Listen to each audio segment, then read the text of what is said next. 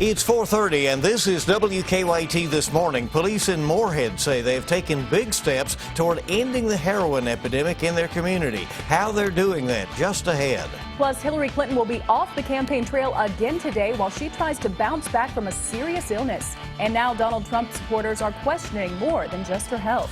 And a former Wildcat and current Tennessee Titan is standing up for his way of honoring those who lost their lives in the September 11th attacks. And his team is backing him. That in your forecast on WKYT This Morning.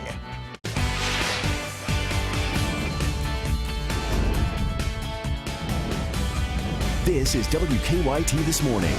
Good morning. Welcome in on your Tuesday, the 13th of September. I'm Bill Bryant. And I'm Andrea Walker. You know, we've gotten to the time of year where it's kind of a battle of the seasons. Yes. One day it's fall, one day it's summer, and it looks like summer's winning this Yeah, week. I kind of like it, though, you know. And the colors are so beautiful Oh, with the it's angle nice. of the sun this time of year. So it's pretty neat out there. Meteorologist Micah Harris here to tell us what is going on today. Good morning. Hey, good morning. Yeah, we started off in the upper 40s in some spots yesterday, like Andrea was talking about. And then toward the afternoon, we're sitting there in the mid-80s. That's just the way it's going to go the next few weeks. We're at 62 right now in Lexington, 50s in most locations, 61 in London.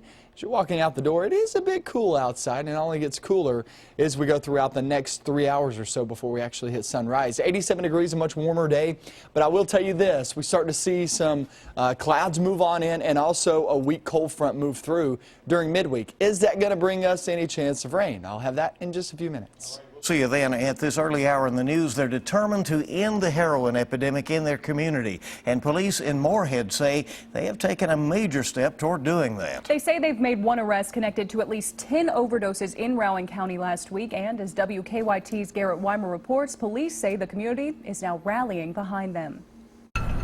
Moorhead police say they went from seeing sporadic overdoses to a day they wouldn't stop. We would clear one call, maybe have just enough time to, catch our breath, and then we would be responding to another overdose. Have you ever seen anything like that? No, never. No. It's extreme right now. One person died, the surge sparking a two-state investigation that led to an arrest. When you start importing heroin that, starts killing and putting your citizens near death, you'll do whatever you need to do to get the job done. And that's what we did. We all got together after that, and I told them whatever they needed to do, let's just get it done. Chief Blevins says they worked with Cincinnati police and federal investigators to track down the source of that heroin in Ohio. With that arrest, he says they recovered 51 grams of heroin intended for right here in Moorhead, in addition to another 10 grams taken off the streets here. Moorhead police now carry Narcan. Chief Blevins says they even got a donation from a former addict. Somebody helped her once, so she went and spent $300 of her own money just to bring us some Narcan so we could have it. Police say their goal, though, is to keep heroin from getting on the streets in the first place. If you decide to import heroin into Moorhead, we're going to use whatever resources we need, no matter where you're at, to come find you. In Moorhead, Garrett Weimer, WKYT. Community leaders, healthcare providers, and law enforcement are hosting a community forum tonight to talk about the drug problem and how to solve it. The forum starts at 6 at the Moorhead Conference Center.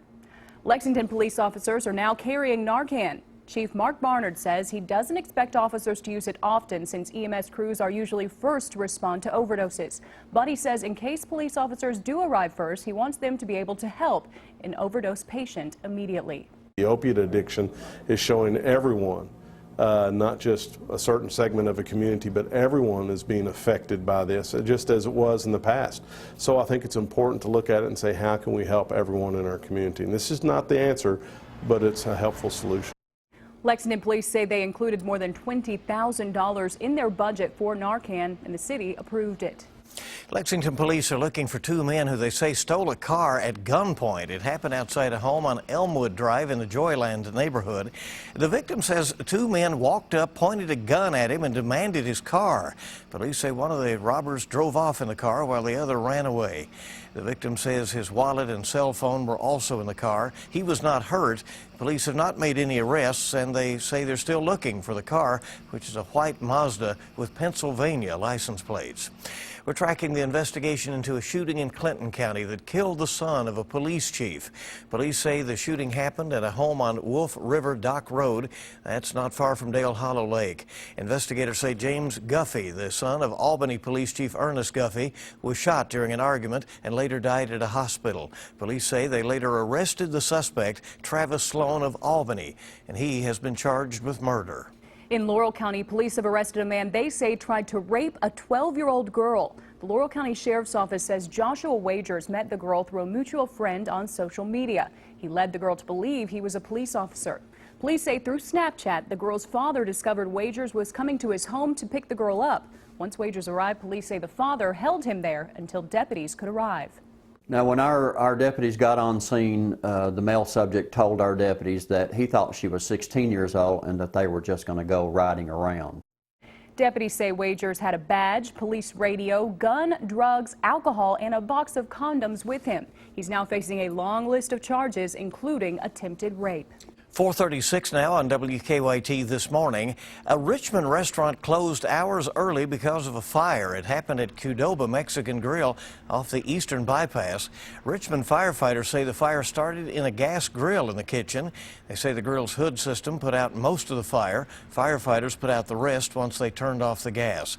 But they say the restaurant had to be closed because there was smoke throughout the building. No one was injured, and we have no word as to when the restaurant will be reopening. Hillary Clinton will stay off the campaign trail again today as she continues to recover from pneumonia.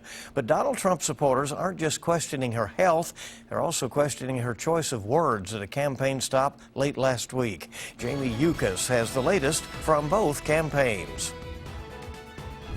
You could put half of Trump supporters into what I call the basket of deplorables. Donald Trump used Hillary Clinton's remarks at a fundraiser last week to call her an out-of-touch elitist who can't relate to the common man.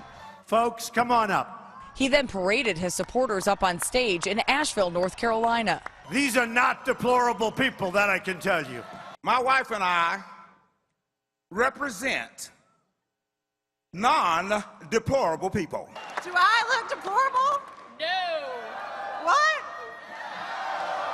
I am a wife, a mother. I work full time. Clinton will spend a second day at home on Tuesday after her doctor says she's battling pneumonia.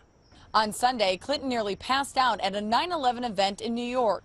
It took her campaign 8 hours to reveal she had been diagnosed with pneumonia on Friday. Clinton told CNN's Anderson Cooper she is feeling much better and that she didn't think her diagnosis was a big deal. If we weren't fast enough, I've talked to my staff. We take responsibility for that. But the information is out there. You can't say the same thing about Donald Trump.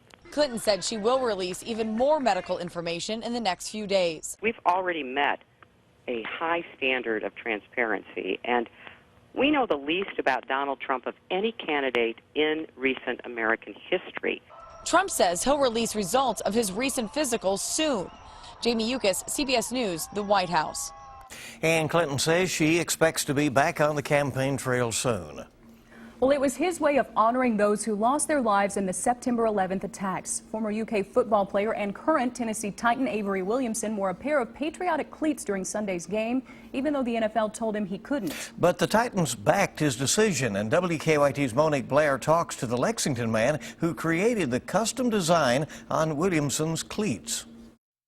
It all started a couple of weeks ago. Part stencil, part hand painted. Right here in Lexington. Combining my art with sneakers, which is my other passion, and here we are. Inside Billy Hobbs' studio, as he jokingly calls it, a special pair of cleats was made for former UK football player and now Tennessee Titan linebacker Avery Williamson. With the opening game on 9/11, he wanted to do something to pay homage to, those that lost their lives on that day 15 years ago. Once Hobbs finished the custom-made patriotic shoes, they quickly gained national attention. I kind of prematurely posted them like I normally do on my regular Instagram feed. Soon after, Williamson was contacted by the NFL saying if he wore the shoes, he'd pay a fine because they violate the NFL uniform code. But then several different New York and New Jersey police associations came forward saying they'd pay the fine. So on Sunday, he came out of the tunnel right as game time and had them on.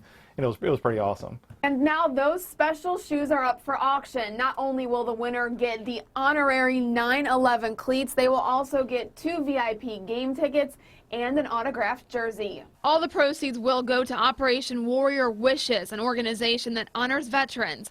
So in the end, those shoes that were made right here in Lexington will make their way around the nation, showing that honor that Williamson wanted each step of the way. In Lexington, Monique Blair, WKYT.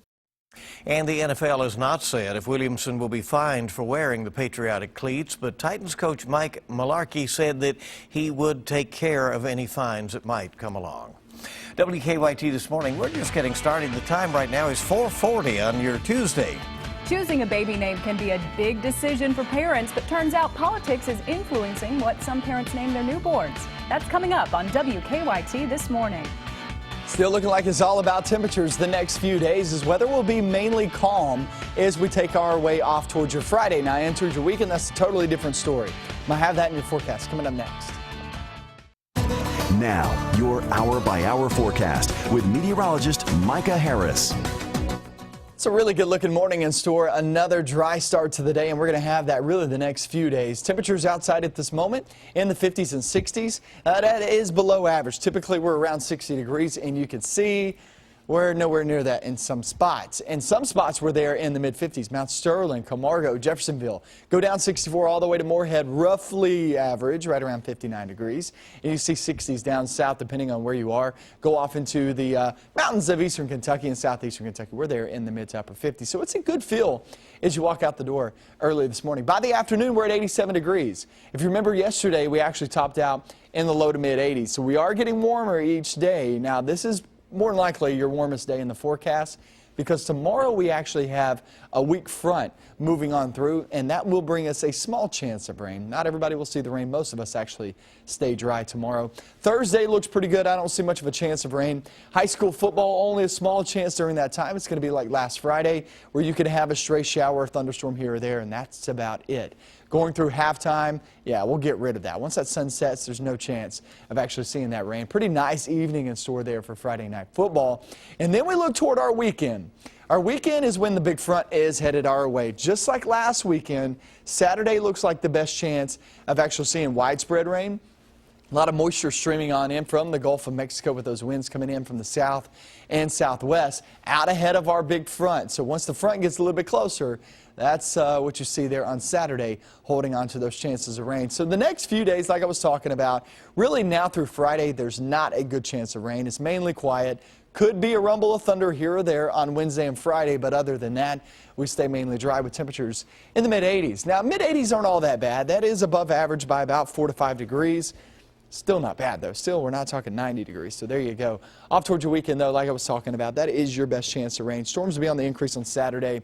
I'd say Saturday still leaning as the best chance of rain, but Sunday, some of those could be kind of lagging behind, so we'll have to see how long this, or how actually fast this pushes on through there on Saturday into Saturday night. But as of right now, we'll put a pretty good chance of rain for all weekend.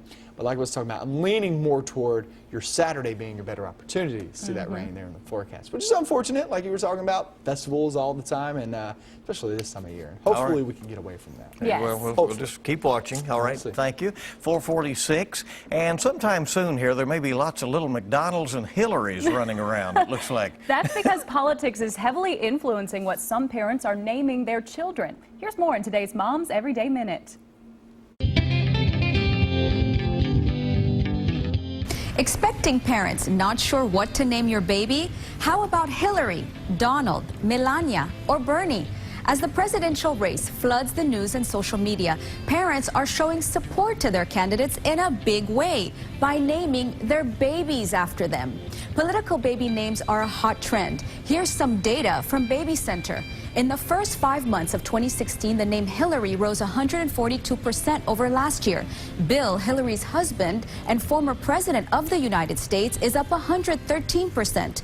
And a nod to the former first daughter, Chelsea, is up 18%. The name Donald increased last year by 8%. Trump's wife, Melania, is influencing prospective parents. The name jumped up 36%, while Ivanka, Donald's daughter, rose 4%. History is also influencing parents. The name Hamilton is up 60% thanks to the Broadway smash of the same name.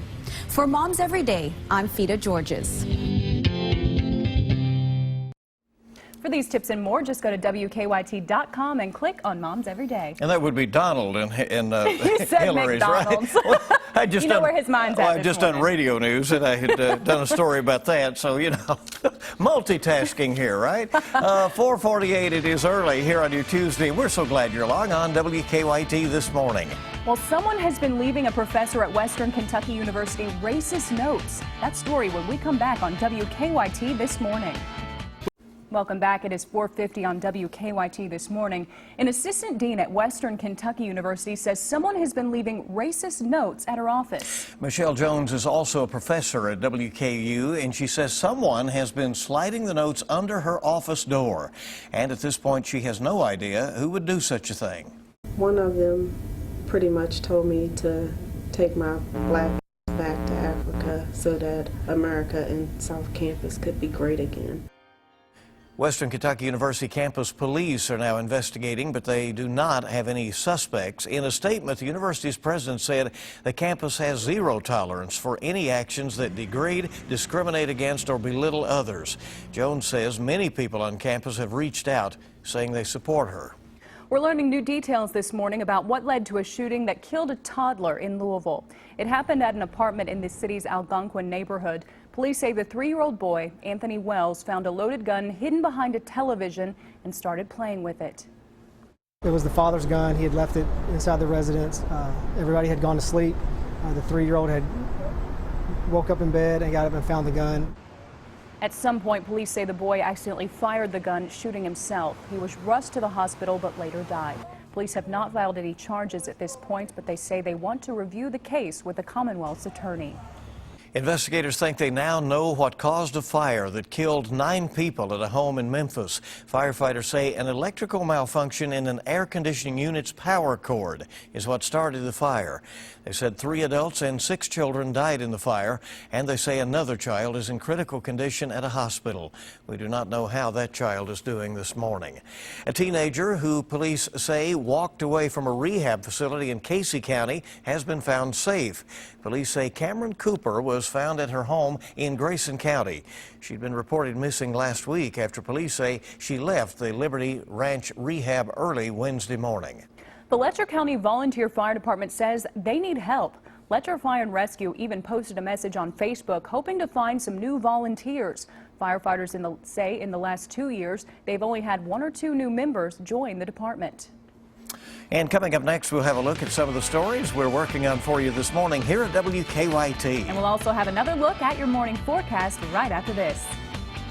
The time is 4:56 on WKYT this morning here on your Tuesday. Now it's time to take a look at some of the stories we're working on for you this morning. We're hearing for the first time from the father of a Boyle County teenager who knew Mexico dispatchers out there referred to as the primary suspect in her stepmother's murder. We'll have the latest on the case coming up, a new development at the top of the hour on WKYT this morning. And Lexington police say an IHOP employee was taking a smoke break when she was robbed at gunpoint. The robbery happened just after 3 o'clock this morning. Police say they still haven't found the suspect. That's also coming up on WKYT this morning. Nice start to the morning out there right now. Clear skies, so a lot of stars coming in. And let's check in with meteorologist Micah Harris. Speaking of stars, right? Yeah, right. Thank you very much. Early in the morning, right? 55 degrees there in Mount Sterling. We're at 57 in Danville. And as we travel towards your afternoon, it's a bit cool this morning. 83 there by noontime. It actually feels okay. And why I say okay is because yesterday we finished off at 83. So it's getting warmer each and every single day. 87 by this afternoon. At least we stay dry. Another beautiful day in store like Bill was talking about. You can see just clear skies outside this morning. It's basically what we're going to have later on this afternoon. Now, as we go throughout the next few days, we will have small chances of rain. They're here and there. And I'll show you that with your 7-day coming up with another 2 hours on WKYT News.